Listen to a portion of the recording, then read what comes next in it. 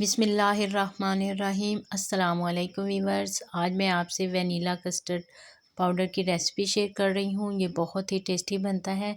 तो इसके लिए मैंने सबसे पहले 3 पाव दूध लिया है और इसको हमने उबालना है।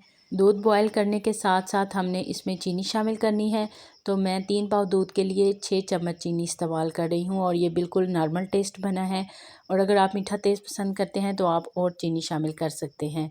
अभी मैं जो है वो 4 चम्मच कस्टर्ड लूँगी और उसको थोड़े से दूध के अंदर मिक्स कर लूँगी, क्योंकि इतना कस्टर्ड जो है वो मेरे लिए काफ़ी है।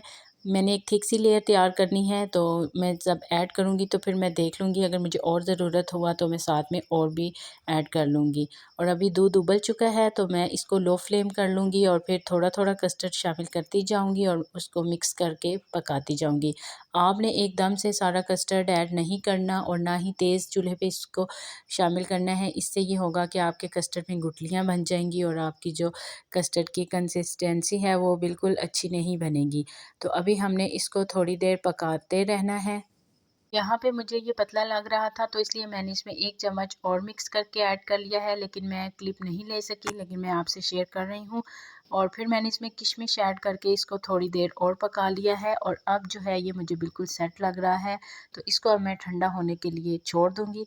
साथ में मैंने इसको गार्निश करने के लिए सेब कटिंग किया है और फ्रूट्स हैं ड्राई मेरे पास। साथ में कोकोनट को मैंने कलर कर लिया है, एक रेड और एक ग्रीन।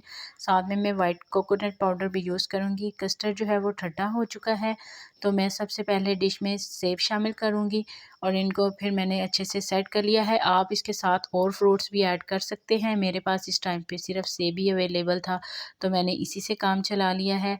और अब उसके ऊपर मैंने कस्टर्ड को ऐड कर लिया है। साथ में मैंने किशमिश और कटिंग किए हुए बादाम उसके ऊपर गार्निश कर लिए हैं। और अगर आपको मेरी ये वीडियो पसंद आ रही है तो प्लीज़ मेरे चैनल को सब्सक्राइब कर दीजिएगा और लाइक बटन भी दबा दीजिएगा। और अभी हम इसके ऊपर कोकोनट और जो रेड कोकोनट है, ग्रीन कोकोनट है, उसको भी ऐड कर लिया है।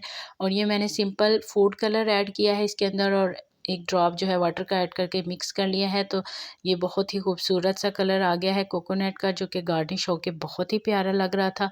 और अभी हम इसको ठंडा करने के लिए 1 से 2 घंटों के लिए फ्रिज में रख देंगे और हमारा बहुत ही मज़ेदार सा वनीला कस्टर्ड रेडी हो चुका है और इसको खा के बहुत मज़ा आया। आप भी इसको ज़रूर ट्राई कीजिएगा। दुआओं में याद रखिएगा। अल्लाह हाफ़िज़।